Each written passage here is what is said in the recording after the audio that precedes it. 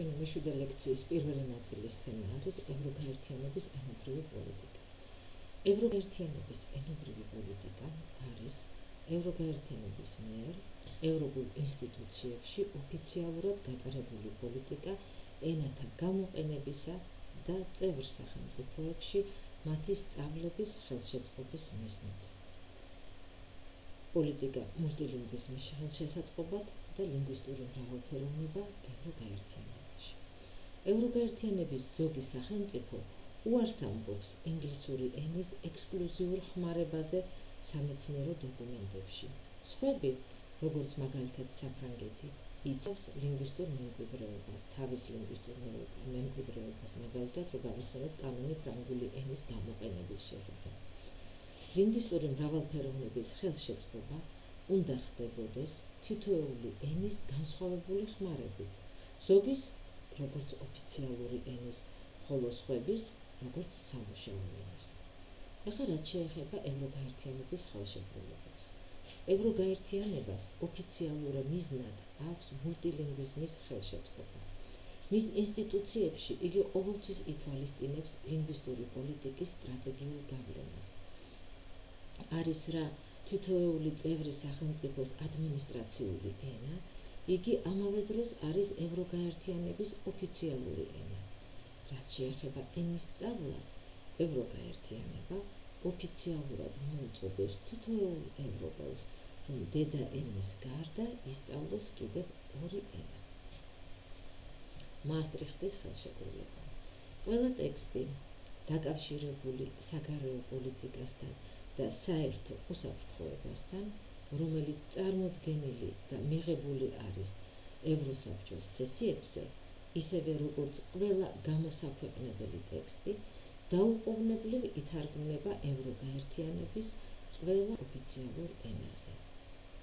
როგორც მოცემულია ნაციონალური ასამბლეის ანგარიშში, ეს რეჟიმი, მიღებული კერძოდ გერმანიის მოთხოვნით, გულისხმობს ყველა დოკუმენტის ვერსიების არსებობის უზრუნველყოფას ევროგაერთიანების ყველა ოფიციალურ ენაზე. რაც შეეხება ამსტერდამის ხელშეკრულებას, გაერთიანების ყოველ მოქალაქეს შეუძლია წერილობით მიმართოს რაიმე ინსტიტუციას ან ორგანოს ერთ-ერთ ენაზე და მიიღოს პასუხი იგივე ენაზე. აქ საქმე ეხება ევროპის მოქალაქეობის ფუძემდებურ უფლებას. რაც შეეხება ძირითადი უფლებების ქარტია, აქ გვაქვს რამოდენიმე სტატია, რამოდენიმე მუხლი. 21 მაგალითად არა დისკრიმინაციას. აკრძალულია ყოველგვარი დისკრიმინაცია დაკავშირებული სქესთან, რასასთან, ფერთან, ეთნიკურ და სოციალურ წარმომავლობასთან, გენეტიკურ თვისებებთან, ენასთან, რელიგიასა თუ რწმენასთან, პოლიტიკურ თუ სხვა ტიპის შეხედულებებთან, ნაციონალურ უმცირესობასთან მიგუთვნებასთან, ქონებასთან, დაბადებასთან, ფიზიკურ თუ გონებრივ ნაყოფთან, ასაკთან თუ სექსუალურ ორიენტაციასთან. 22 სტატია. ევროგაერთიანება პატივს სცემს კულტურულ, რელიგიურ და ენობრივ მრავალფეროვნებას. 51 სტატია. ყველა პიროვნებას შეუძლია მიმართოს გაერთიანების ინსტიტუციებს ხელშეკრულების ერთ-ერთ ენაზე და უნდა მიიღოს პასუხი იგივე ენაზე. ევროგაერთიანების საბჭომ 1995 წლის 31 მარტს მიიღო რეზოლუცია, რომ მოსწავლეებს უნდა ჰქონდეთ საშუალება, რომ თავიანთი დედაენის ან ენების გარდა ისწავლოს გაერთიანების კიდევ ორი ენა. საბჭოსა და ევროპარლამენტის დეკლარაციები მხარს უჭერენ გაერთიანებაში ენობრივ მრავალფეროვნებასა და პლურილინგვიზმს. ახლა მულტილინგვიზმის მართვა როგორ ხდება. მულტილინგვიზმს შეიძლებოდა შეექმნა პრაქტიკაში დიდი სირთულეები იმ შემთხვევაში, საქმე რომ ეხებოდეს სამუშაო ენას ცენტრალურ ინსტიტუციებში, სამუშაო ენად ყველა ენის აღიარებას. 23 ოფიციალური ენის უმრავლესობა გამოყენებულია ძირითად წევრ სახელმწიფოებში იურიდიული ტექსტების გასავრცელებლად. ახლა განვიხილოთ რიგი ენების უპირატესობა ევროპულ ინსტიტუციებში. ევროპულ ინსტიტუციებში მათი თანამშრომლები და მაღალი ფუნქციონერები ერთმანეთთან კომუნიკაციას ამყარებენ ძირითადად ფრანგულ და ინგლისურ ენებზე. ვინც არ იცის ინგლისური ან ფრანგული ენები, რომლებიც ძალაშია გარკვეულ ევროპულ ინსტიტუციებში, თავს იგდებს როგორც წესი არახელსაყრელ უხერხულ მდგომარეობაში. მაგალითად, ევროპის უამრავ შემოთავაზებას შეიძლება უპასუხო მხოლოდ ინგლისურად ან ფრანგულად, რაც ცუდ მდგომარეობაში აყენებს გაერთიანების იმ მოქალაქეებს, რომელთაც სხვა ენა აქვთ. კომისიის უამრავ ვაკანსიებზე არის ხოლმე ინგლისურის მშობლიური ენის დონეზე ცოდნის კონკრეტული მოთხოვნა. ფრანგული ენა ერთგვარ უპირატესობას ინარჩუნებს დიპლომატიურ და იურიდიულ ხმარებაში. განვიხილოთ ისეთი საკითხი, როგორიც არის სწავლებაში სამენოვნების, ანუ ტრილინგვიზმის ხელშეწყობის პრობლემატურობა. ევროგაერთიანების რიგ სპეციალისტებს ეჭვიში აქვთ, რომ სწავლების საკითხში ევროგაერთიანებამ მიაღწიოს თავის მიზანს, გახადოს ევროპა სამენოვანი. პრაქტიკულად ინგლისური სისტემატიურად არის ერთ-ერთი ამ ორი ენიდან და ძირითადად იგი არის პირველი. ითვლება, რომ აუცილებლად ინგლისურის შესწავლა, მესამე ენის შესწავლა გადადის უკვე უკანა პლანზე. 2005 წლის 17 ოქტომბრის იტალიურმა კანონმა ეს პრობლემა გახადა ექსპლიციტური და სახარა მიზნად იტალიელების აღზრდა ბილინგვებად, იტალიური, ინგლისური. მისცარა უფლება მშობლებს, რომ მიეძღვნათ ინგლისური ენისთვის მთელი ის დრო, რაც განსაზღვრული ჰქონდათ მეორე ენის შესწავლისთვის.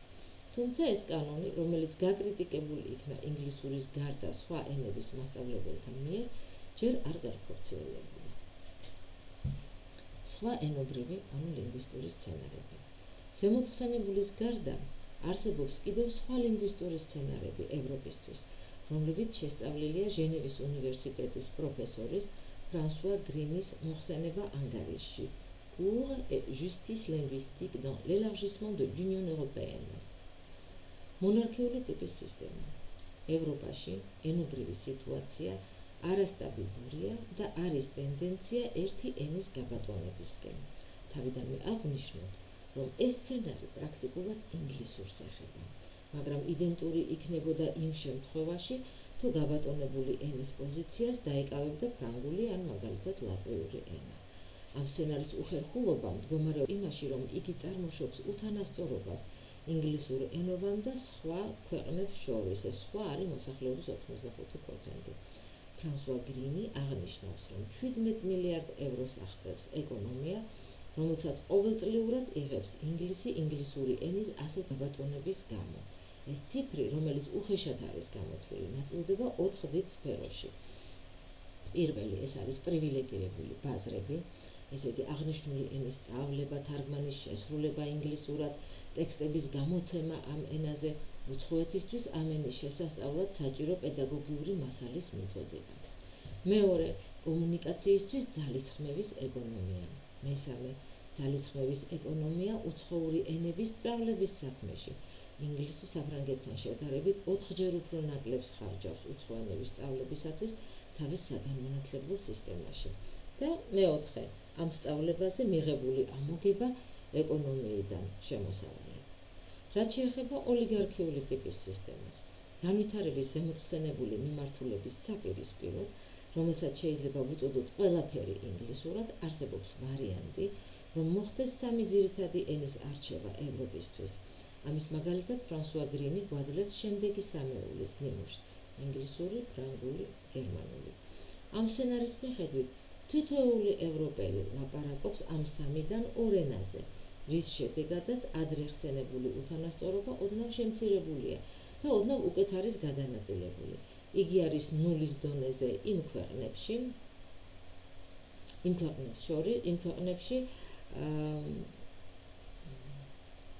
რომელთა ენაც არის არჩეული უკაცრავად შეგერხებისთვის, მაგრამ შენარჩუნებულია იმ ქვეყნებს შორის, რომელთაც აქვთ პატარა ენა, რომელთაც სინამდვილეში უნდა ასწავლოს ორი უცხოური ენა და იმ ქვეყნებს შორის, რომლებიც ლაპარაკობენ სამეულის ერთ-ერთ ენაზე. ამ სისტემას აქვს უპირატესობა, რომ თავს ებადია სწავლების მიზანთან 1+2 ენა ევროგაერთიანებაში.